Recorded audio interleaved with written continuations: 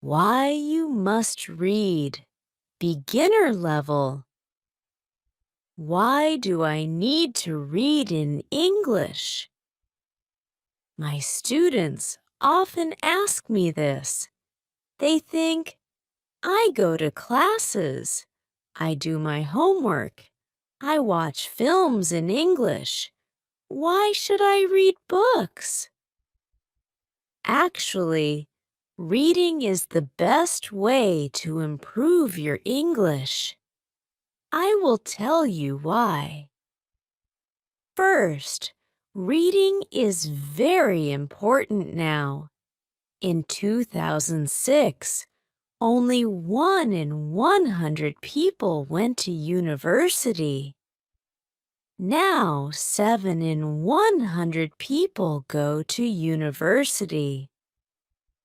All jobs need more reading and writing than 100 years ago. This is true for everyone. It doesn't matter if you're an office worker or a mechanic. Second, reading will improve your speaking, writing, vocabulary, and grammar better than any other way. It won't improve your listening, but it will improve your vocabulary. And when you have a better vocabulary, you can listen more easily and improve your listening that way. In school, you probably read lots of English. You probably read boring textbooks and stories with exercises at the end.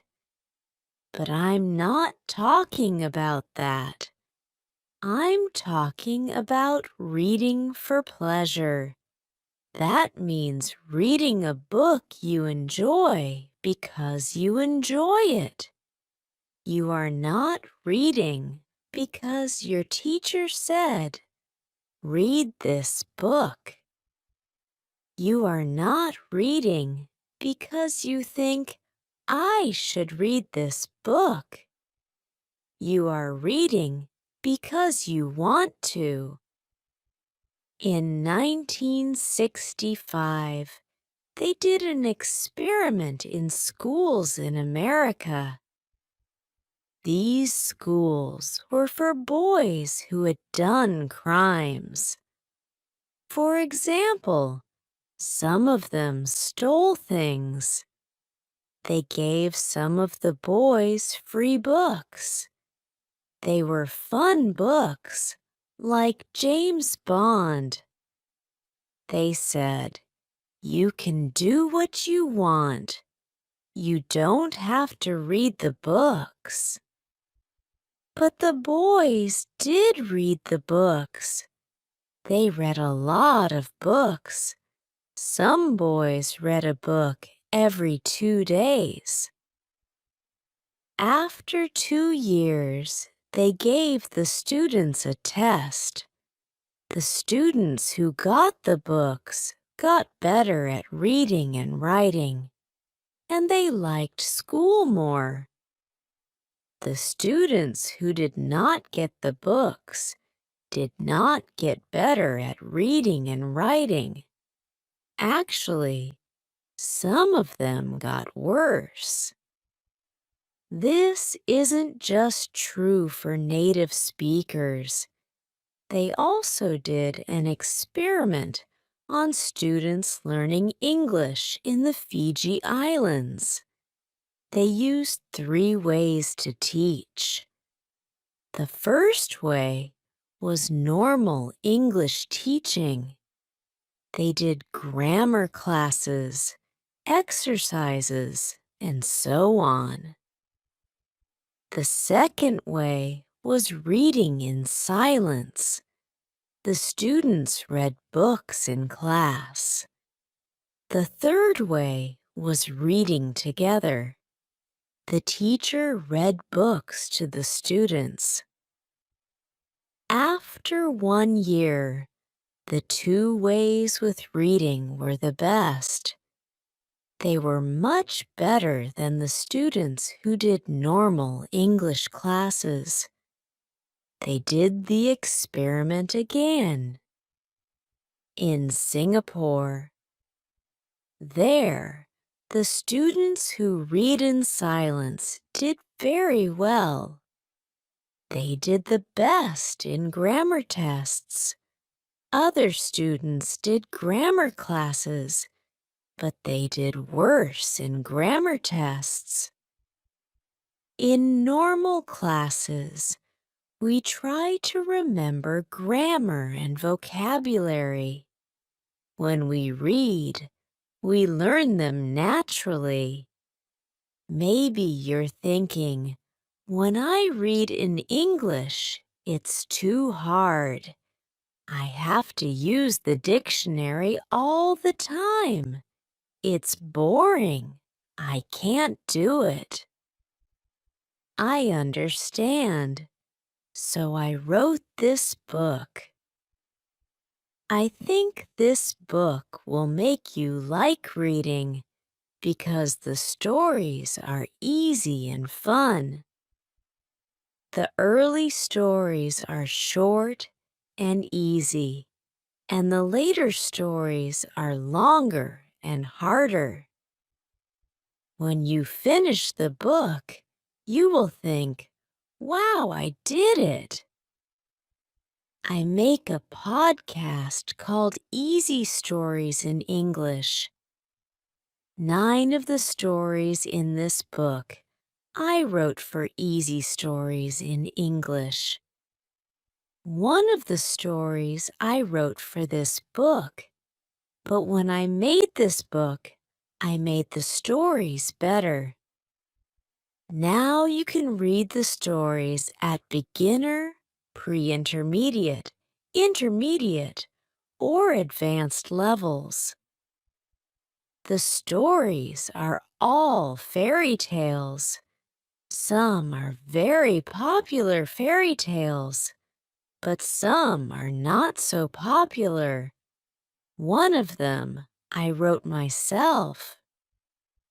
Maybe you're thinking, fairy tales? Fairy tales are for children. I need useful vocabulary.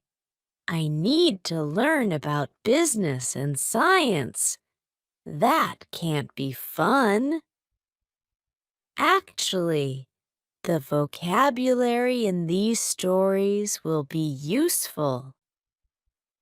McQuillan did an experiment where he looked at vocabulary in 22 novels. 85% of the words were on academic word lists. These are lists of words that you need to know to study at university. Rolls and Rogers also did an experiment. They said, if students read 1,000,000 words of science fiction, will they learn important science words for studying at university?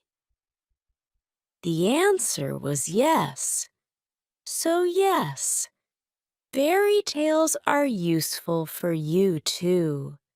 But I understand if you still don't believe me. When I learned about all this, I found it hard to believe too. But I like to try new things, and I love learning languages.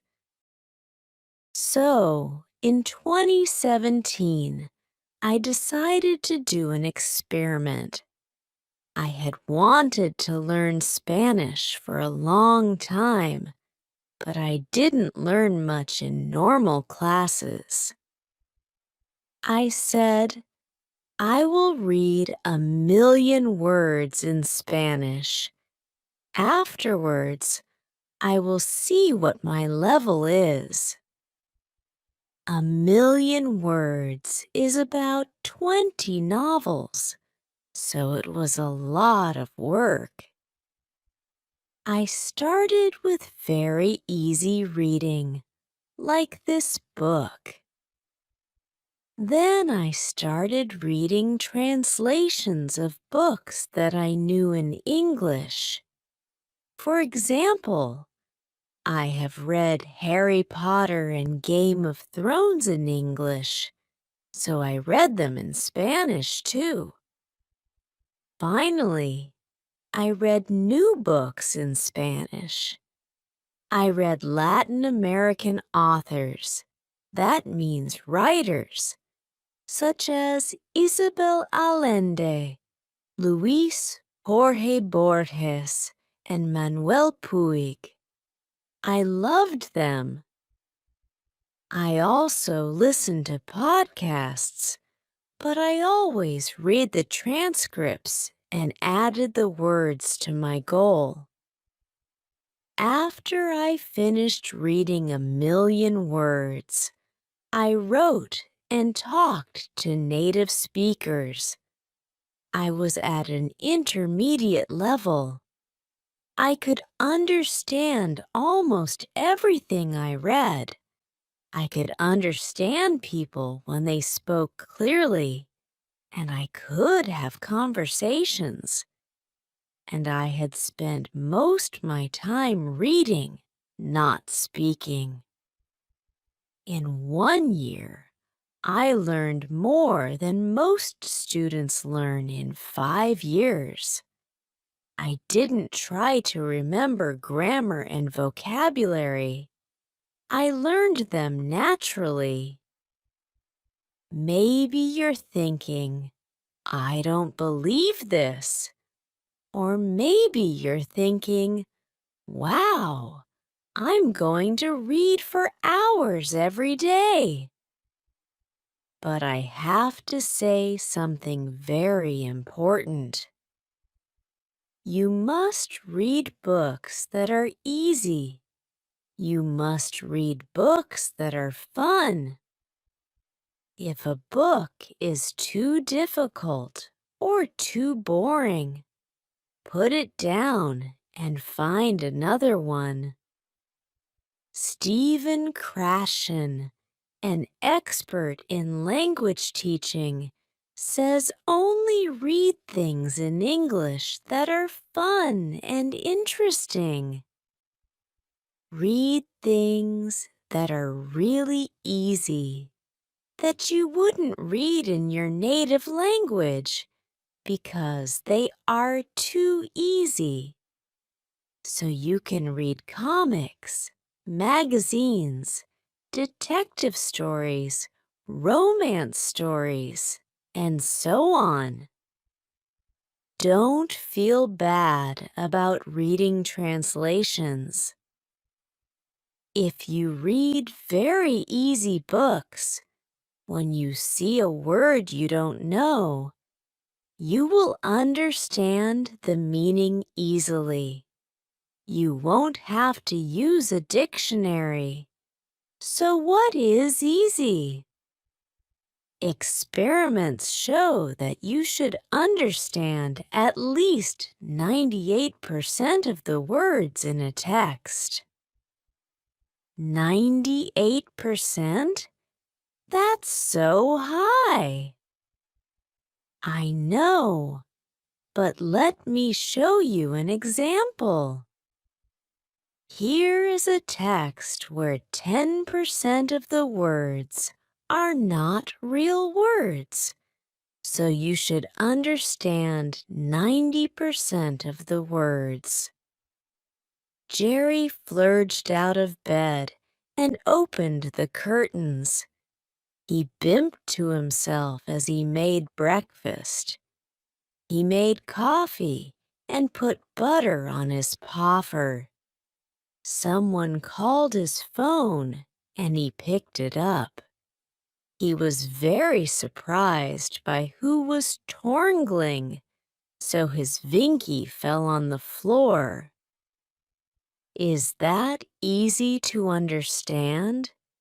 Could you read a whole book of that?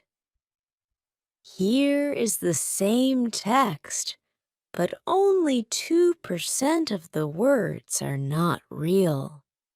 So you should understand 98% of the words.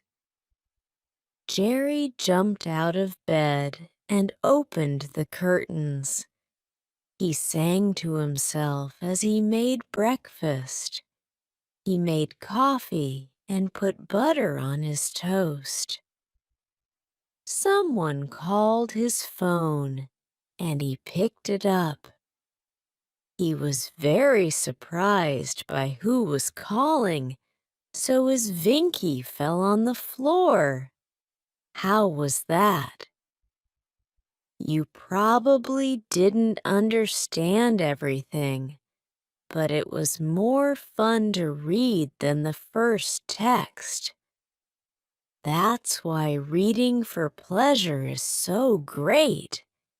Maybe you don't understand everything, but you understand enough to follow the story, and you don't have to pick up a dictionary. So if you find that this book is too hard, read something easier. If you find it boring, read something more fun. I know that not everyone likes my writing, and that's okay. Find a book that is good for you. When we have fun, we learn much more. Because I want this book to be fun, it has no exercises in it.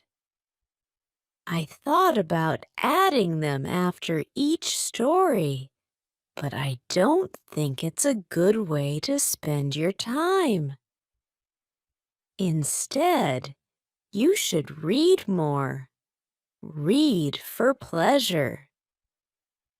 If you finish this book, you can try the level above. Because you already read the stories, you will know them well, and it will be easier to understand. But maybe when you finish this book, you will love stories. I hope so. If you do want to read more, you can listen to my podcast, Easy Stories in English. I write a new story every week with audio and text, and there are over 100 episodes for you to listen to. Happy reading and happy learning. Why you must read. Intermediate level. Why do I need to read in English? I get this question a lot from students. They argue that as long as they're going to classes, doing their homework, and watching films in English, there's no need to sit down with something as boring and old-fashioned as a book. Well, to put it simply, they're wrong. In fact, reading is the best thing you can do to learn English, and I'm here to tell you why. Firstly, reading skills are more important than ever, whether that be in English or your native language. In 2006, only 1 in 100 people went to university. Now, it's 7 in 100. All jobs, from office workers to mechanics, require far more reading and writing than a century ago. The competition is higher, and readers win. Secondly, reading is the best way to improve proficiency in English overall. Yes, you heard me right. Reading will improve your speaking, writing, vocabulary, and grammar far more efficiently than any other method. It won't improve your listening skills, but it will give you the vocabulary necessary to train your ear quickly.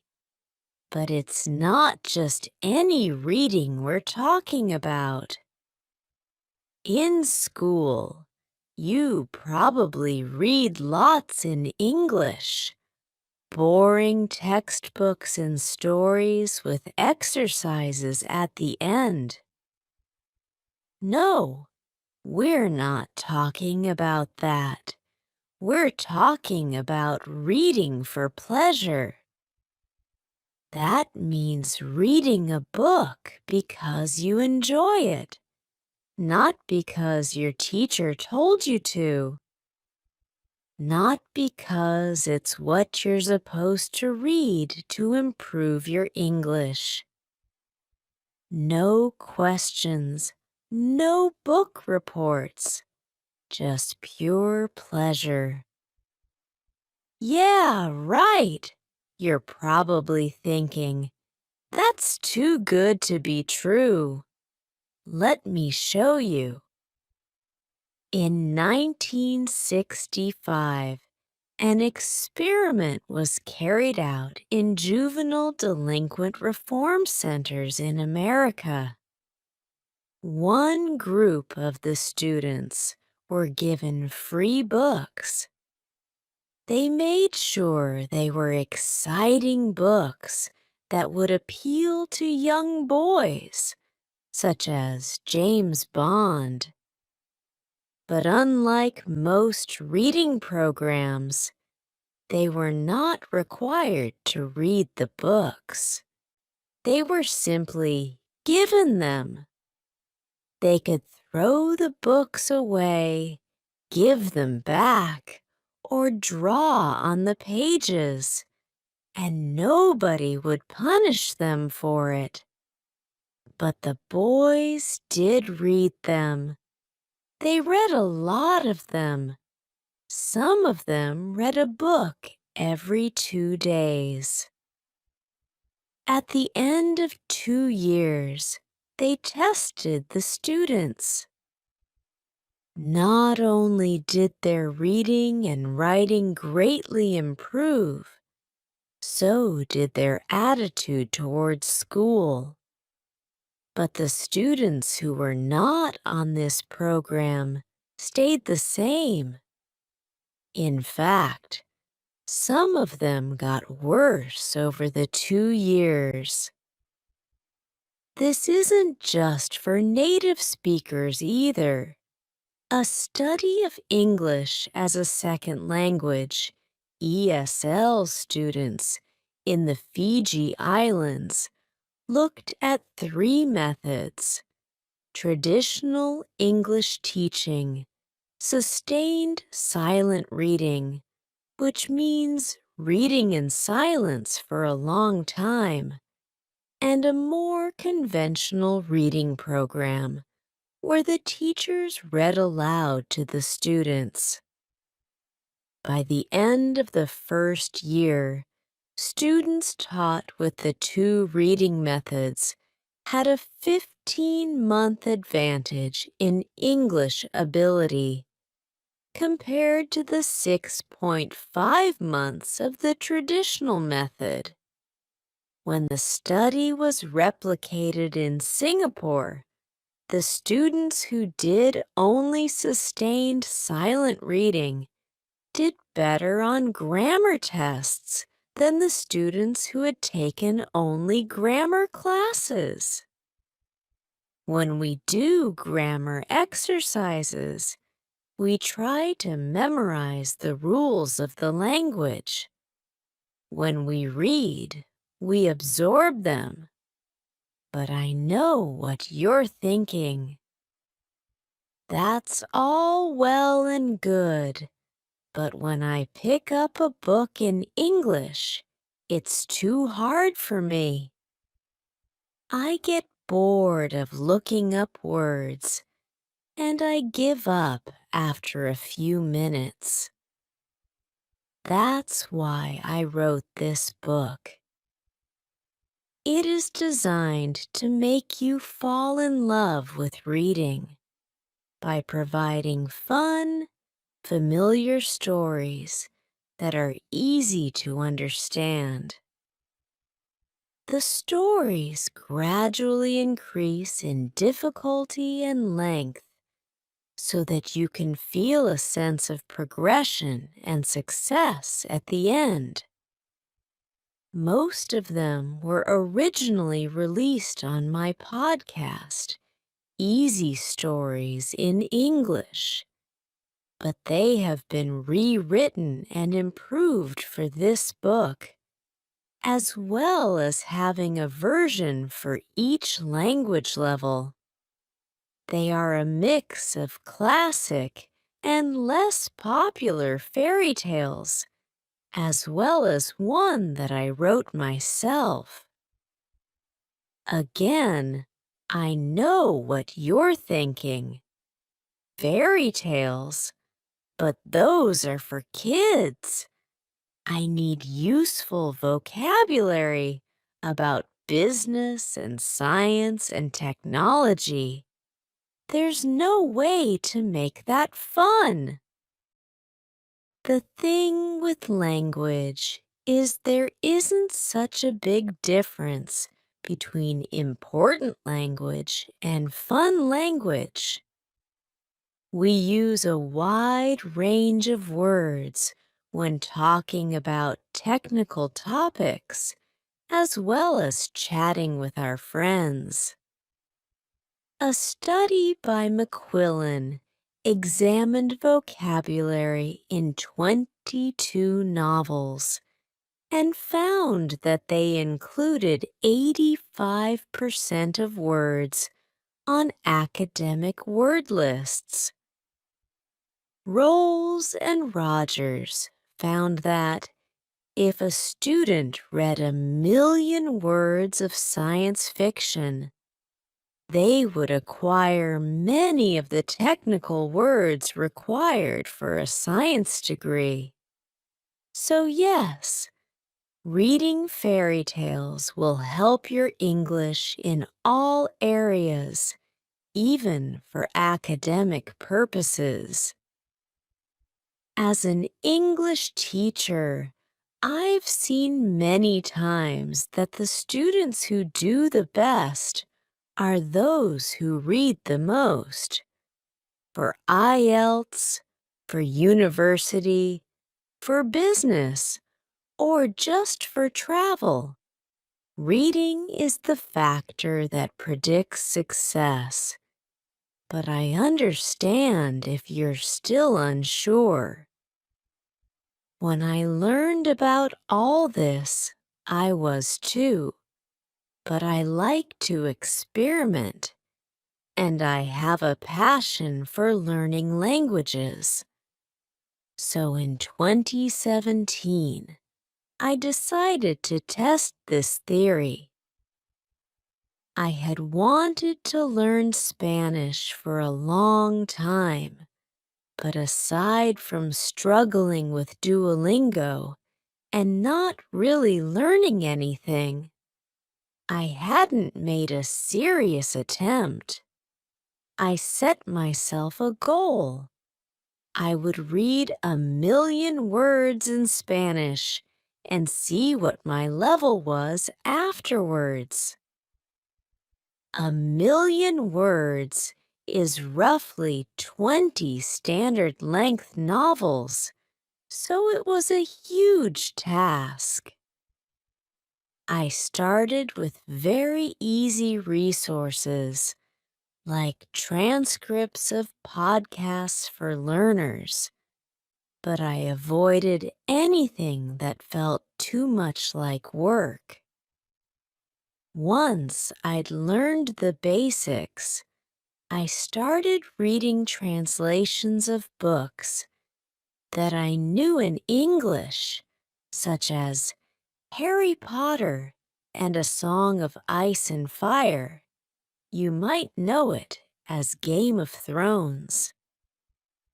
Finally, I was ready to move on to completely new books, and I fell in love with Latin American authors such as Isabel Allende, Luis Jorge Borges, and Manuel Puig. With the reading, I also listened to podcasts, but I always read the transcripts and counted the words as part of my reading. After I achieved my goal, I tested myself by writing and talking to native speakers and found I was at a decent intermediate level. I could understand almost everything I read, understand clear speech, and have conversations at a comfortable level, even though I had barely spoken the language since I started learning. I had been learning for about a year, and I had made more progress than most students make in 5 years. I didn't memorize the vocabulary and grammar rules. I absorbed them. By this point, you're either thinking, this is all complete nonsense, or you're super excited, ready to start reading for hours a day. But the next thing I'm going to say is extremely important. You must read books that are easy. You must read books that are fun.